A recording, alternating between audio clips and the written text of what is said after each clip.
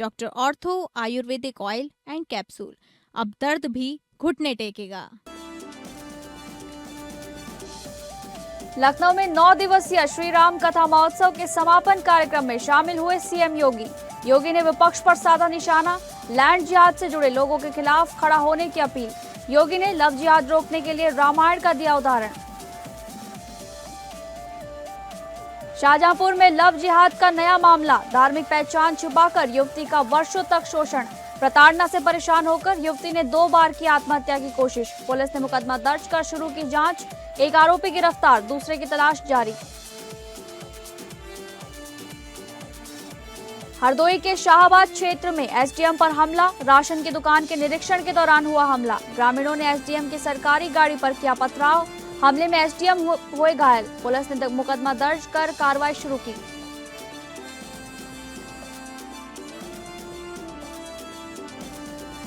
नमस्कार, आप सभी का बहुत बहुत स्वागत है इस बुलेटिन में। मैं हूं आपके साथ शालिनी राणा। शुरुआत करेंगे बुलेटिन की। लखनऊ में 9 दिवसीय श्री राम कथा महोत्सव के समापन कार्यक्रम में मुख्यमंत्री योगी आदित्यनाथ शामिल हुए। इस दौरान अपने संबोधन में सीएम योगी ने कहा कि एक नाम जो उत्तर प्रदेश से उत्तर से दक्षिण तक, पूर्व से पश्चिम तक हर भारतीय को जोड़ सकने का सामर्थ्य रख सकता था, वो नाम मर्यादा पुरुषोत्तम श्री राम का था। 500 वर्षों तक आंदोलन चलता रहा।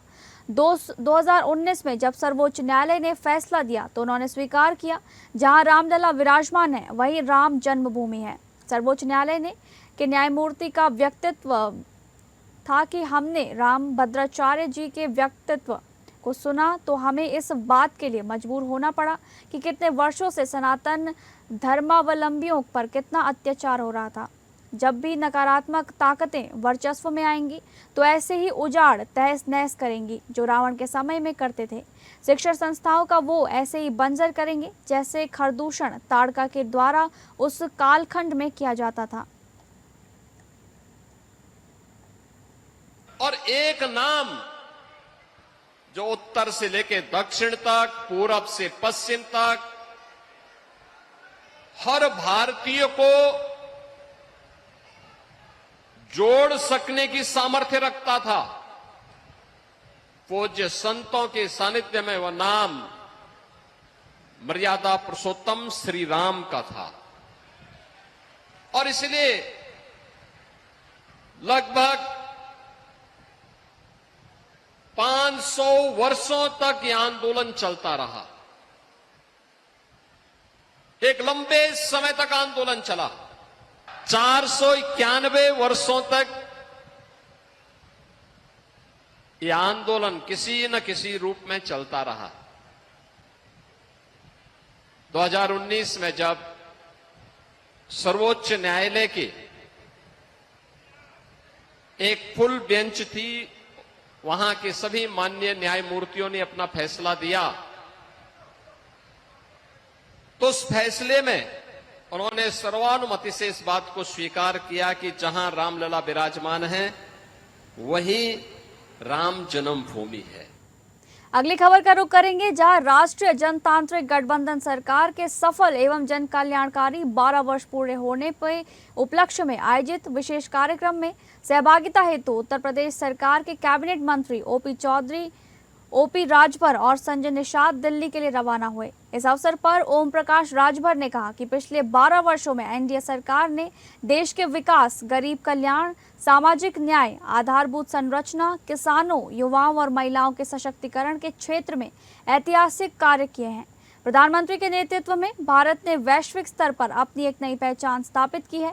डॉक्टर संजय निषाद ने कहा कि एनडीए सरकार की नीतियों एवं योजनाओं का लाभ समाज के अंतिम व्यक्ति तक पहुंचा है। सरकार ने सबका साथ, सबका विकास, सबका विश्वास और सबका प्रयास के संकल्प को धरातल पर उतारने का कार्य किया है। दोनों नेताओं ने कहा कि एनडीए सरकार के 12 वर्ष देश के विकास, सुशासन, जन कल्याण और आत्मनिर्भर भारत के निर्माण के लिए समर्पित रहे हैं।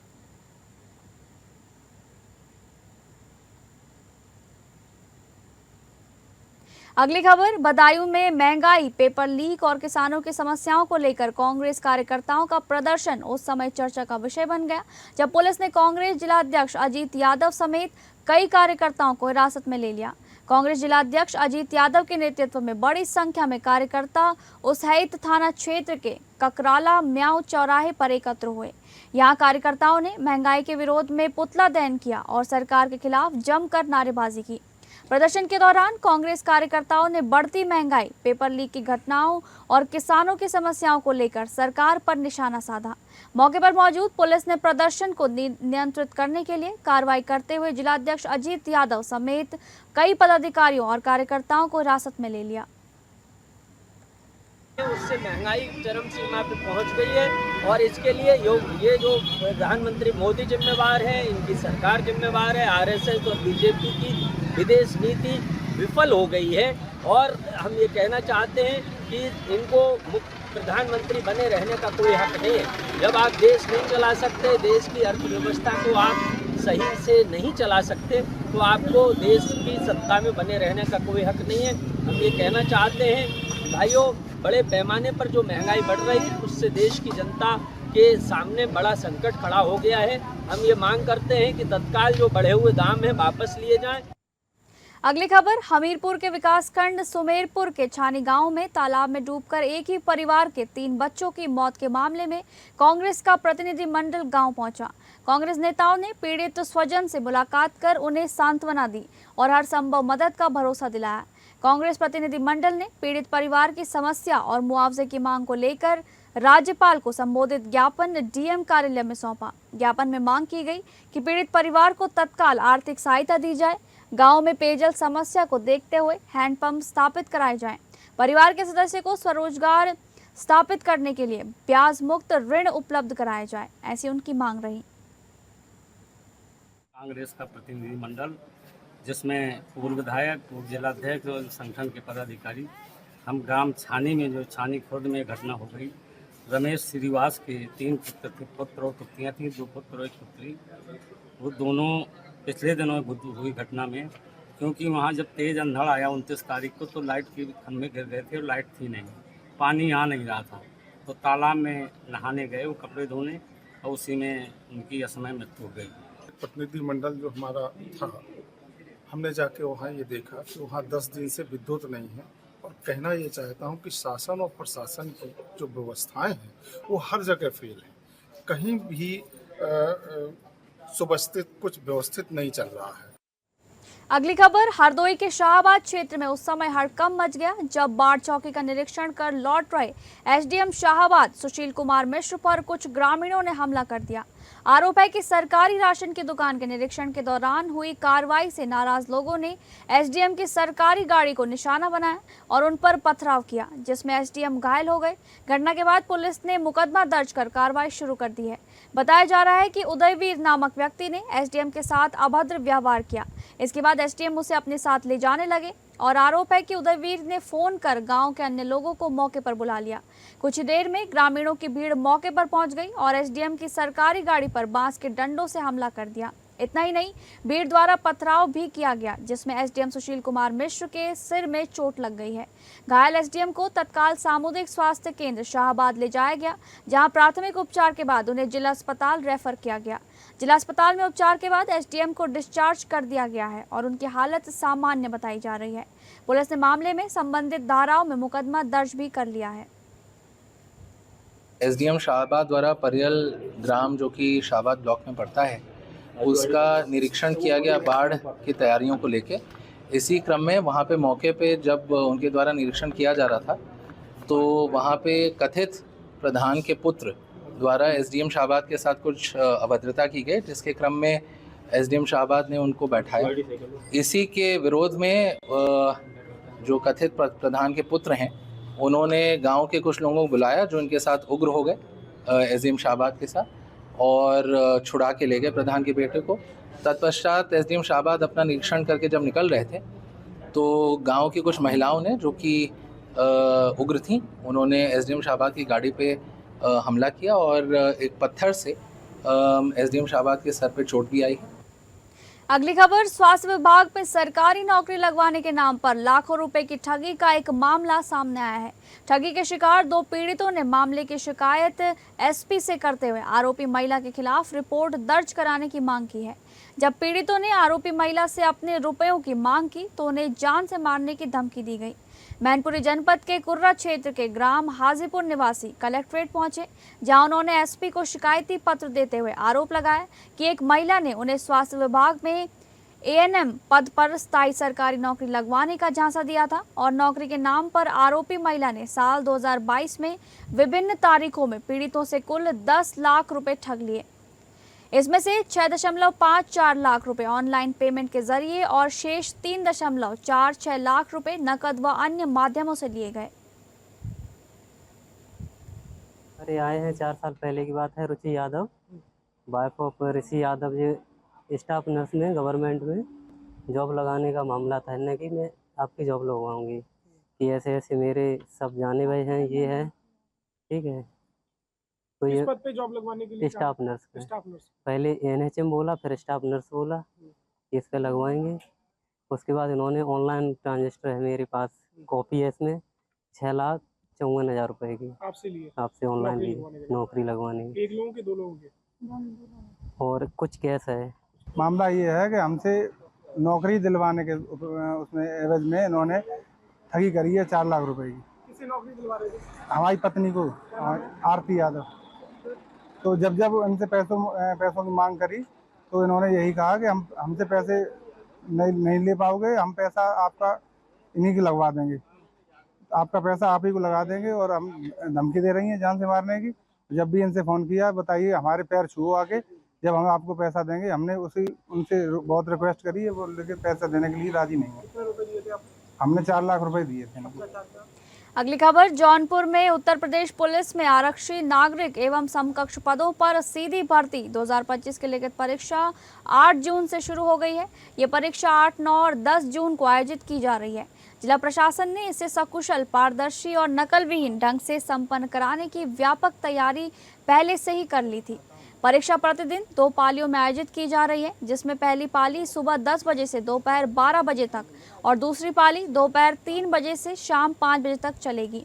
जनपद में कुल 21 परीक्षा केंद्र बनाए गए हैं, जहां निर्धारित 6 पालियों में कुल 56,880 परीक्षार्थी शामिल होंगे। दूसरे दिन की पहली पाली में 9,480 अभ्यर्थी परीक्षा दे रहे हैं और परीक्षा की निगरानी के लिए 21 केंद्र व्यवस्थापक, 21 सेक्टर मजिस्ट्रेट और 21 स्टैटिक मजिस्ट्रेट सहित लगभग 1,200 कार्मिकों की ड्यूटी लगाई गई है। अभ्यर्थियों की 3 लेयर में चेकिंग की जा रही है और इस दौरान उनके जूते, मोजे, बालों में लगे क्लचर व चिमटी व कान की बालियां, हर चीज की गहन जांच करी जा रही है। वहीं अभ्यर्थियों के 3 लेयर में चेकिंग के बाद अंदर प्रवेश उन्हें दिया जा रहा है। जौनपुर के तिलकधारी इंटर कॉलेज के पास हैं और यहाँ पर उत्तर प्रदेश पुलिस भर्ती परीक्षा आज का दूसरा दिन है। ऐसे में जौनपुर पुलिस प्रशासन जिस तरह से मुस्तैद साथ देख सकते हैं, एक कैमरा पर्सन से देख सकते हैं, यहाँ पे महिलाओं को विधिक तरह से यहाँ पे चेकिंग की जा रही है, पैनलिक तरीके से। और साथ ही हम देख सकते हैं यहाँ पर आज 9,480 लोग यहाँ पे शामिल हो रहे हैं परीक्षार्थी। और पूरी तरीके से प्रशासन जौनपुर की पहली पारी की आज दूसरा दिन है, यहाँ पर चाक चौबंद सुरक्षा व्यवस्था के कड़े इंतजाम किए गए हैं। हालांकि प्रशासन ने लगातार 21 केंद्र बनाए गए हैं परीक्षा केंद्र। खबरों के सिलसिले में आगे बढ़ेंगे। शाहजहांपुर के तिलहर क्षेत्र की एक युवती ने एक युवक पर पहचान छिपाकर दोस्ती करने, वर्षों तक शारीरिक शोषण करने, धर्म परिवर्तन कर निकाह का दबाव बनाने और ब्लैकमेल करने का गंभीर आरोप लगाया है। पीड़िता का कहना है कि लगातार प्रताड़ना से परेशान होकर उसने 2 बार आत्महत्या का प्रयास भी किया, लेकिन उसकी जान बच गई। युवती के अनुसार कई वर्ष पहले एक शादी समारोह में उसकी मुलाकात एक युवक से हुई थी, जिसने अपना नाम आरव बताया था। बाद में उसे पता चला कि उसका वास्तविक नाम अतीक है। आरोप है कि युवक ने दोस्ती के बाद उसकी फोटो और वीडियो बनाकर उन्हें वायरल करने की धमकी दी और इसी आधार पर लंबे समय तक उसका शोषण करता रहा। पीड़िता का आरोप है कि उस पर धर्म परिवर्तन कर निकाह करने का दबाव भी बनाया गया। विरोध करने पर उसके साथ अभद्र व्यवहार किया गया और जाति सूचक शब्दों का प्रयोग भी किया गया। युवती का कहना है कि मानसिक तनाव और सामाजिक बदनामी के डर से उसने 2 बार आत्महत्या का प्रयास किया, लेकिन परिजनों की सतर्कता से उसकी जान बच गई। मामला सामने आने के बाद पुलिस ने मुकदमा दर्ज कर जांच शुरू कर दी है। पुलिस ने एक आरोपी को गिरफ्तार भी कर लिया है, जबकि दूसरे की तलाश जारी है। मामले की जांच और आगे की कार्रवाई की जा रही है। दिनांक 7 जून 2026 को थाना क्षेत्र तिलहर में पीड़िता के द्वारा एक तहरीर प्राप्त हुई कि 2 व्यक्तियों द्वारा उसका मानसिक एवं शारीरिक शोषण किया जा रहा है। तहरीर प्राप्त होने के पश्चात त्वरित कार्रवाई करते हुए सुसंगत धाराओं में मुकदमा पंजीकृत किया गया है।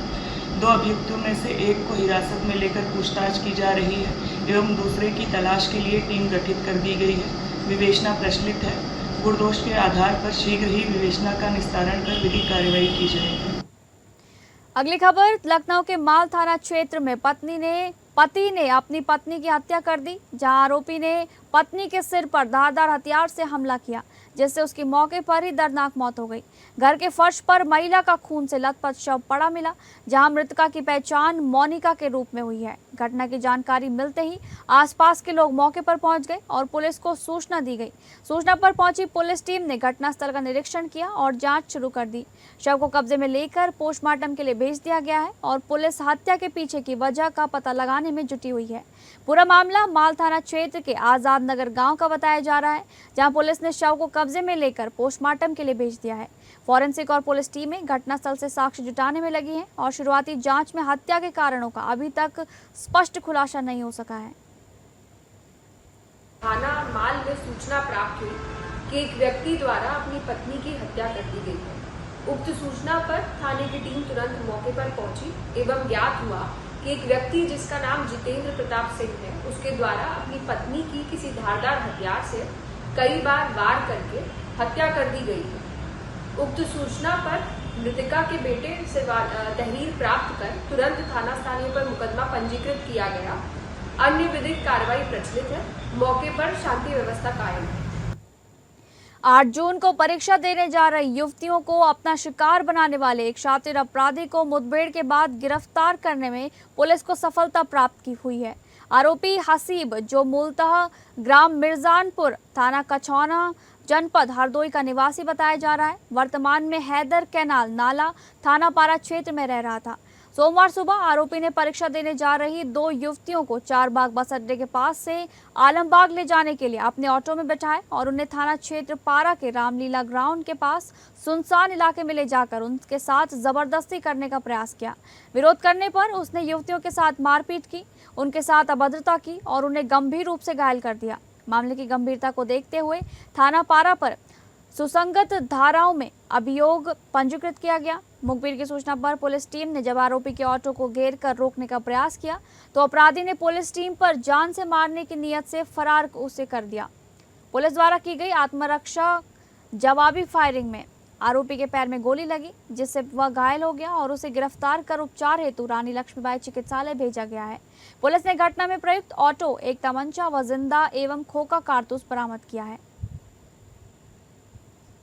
जनपद की रहने वाली 2 लड़कियां रायबरेली परीक्षा देने के लिए जा रही थी। चारबाग ट्रेन से उतर करके ऑटो पकड़कर रोडवेज के लिए निकली। ऑटो वाला उन्हें रोडवेज न ले जा करके पारा में एक सुनसान जगह पे ले गया और उनके साथ छेड़खानी करने लगा और मारपीट किया। लड़कियों द्वारा शोर मचाने पर वो छोड़ करके भाग गया। उसके पश्चात पुलिस लड़कियों को थाने पे में आई, FIR लॉन्च किया गया और उन्हें परीक्षा के लिए सकुशल भेजा गया। और उसके पश्चात पुलिस टीम द्वारा आसपास के सभी CCTV कैमरों को खंगाला गया तो ज्ञात हुआ कि हरदोई का रहने वाला हसीब पुत्र सत्तार यहाँ पारा थाना क्षेत्र में किराए के मकान में रह कर के ऑटो चलाता था। इस सूचना के आधार पर जब उसकी घेराबंदी किया गया तो मुन्नू खेड़ा पुलिया से वो नहर की तरफ भागा, जहां रोकने की जब कोशिश की गई तो पुलिस पे उसने गोली चलाई। पुलिस ने भी आत्मरक्षा गोली चलाई जो उसके पैर में लगी। इलाज के लिए उसे अस्पताल में भेजा गया है। अगली खबर, मथुरा के थाना जैत पुलिस ने धार्मिक स्थलों पर महिलाओं से चेन छीनने की वारदातों को अंजाम देने वाले एक वांछित बदमाश को पुलिस मुठभेड़ के दौरान गिरफ्तार कर लिया है। पुलिस की जवाबी फायरिंग में बदमाश के बाएं पैर में गोली लगने से वो घायल हो गया। उसके कब्जे से छीनी गई एक चेन, अवैध तमंचा, कारतूस तथा बिना नंबर प्लेट की मोटरसाइकिल बरामद की गई है। पुलिस के अनुसार थाना जैत में दर्ज मुकदमे में वांछित अभियुक्त विशाल कुमार की तलाश की जा रही थी। सोमवार देर रात करीब 10:30 पर मुखबिर की सूचना मिली कि आरोपी अलैलपुर गांव से हाईवे की ओर जाने वाले कच्चे रास्ते पर वो देखा गया है और पुनः चेन छीनने की घटना को अंजाम देने की फिराक में है। सूचना पर थाना जैत पुलिस ने तत्काल क्षेत्र में घेराबंदी कर चेकिंग शुरू कर दी।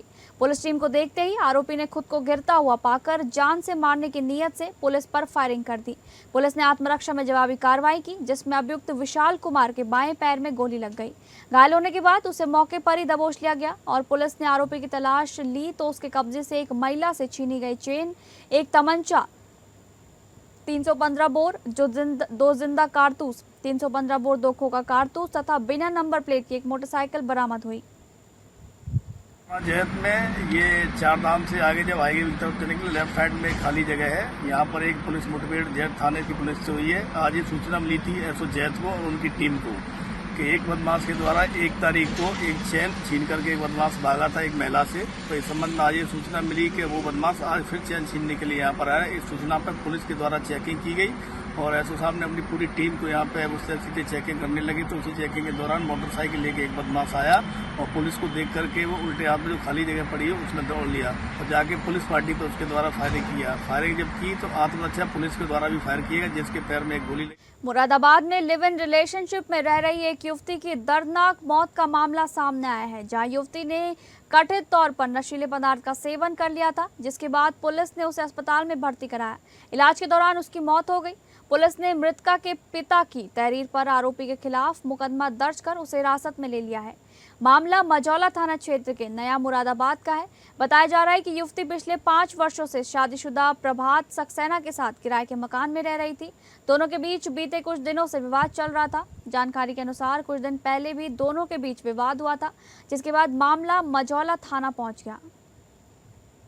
महिला थाना मजौला में आई और मिशन शक्ति केंद्र के प्रभारी से उनकी मुलाकात हुई और उन्होंने शिकायत करी कि उन्होंने पॉइजन खा लिया है और उनकी तबीयत बिगड़ रही है। तत्काल मिशन शक्ति केंद्र प्रभारी अपने अन्य साथियों के साथ उनको लेके बगल के हॉस्पिटल में गए और जहां उनका इलाज चल रहा था, इलाज के दौरान उनकी मृत्यु हो गई है। इनफैक्ट इस प्रकरण के बारे में जब विस्तृत जानकारी की गई तो पता चला कि ये जो मृतका हैं ये एक प्रभात सक्सेना नामक व्यक्ति जो शादीशुदा है उसके साथ लिविंग इन में पिछले 5-6 साल से रह रही थी और इन लोगों ने एक किराए का मकान नया मुरादाबाद क्षेत्र में ले रखा था। 6 तारीख को दोनों के बीच विवाद हुआ था। उस विवाद को लेकर ये थाने आए थे और मिशन शक्ति केंद्र में ही इन दोनों की काउंसलिंग हुई। उसके बाद ये दोनों समझौता करके अपनी खुशी से रहने। फिलहाल इस बुलेटिन में बस इतना ही। नमस्कार।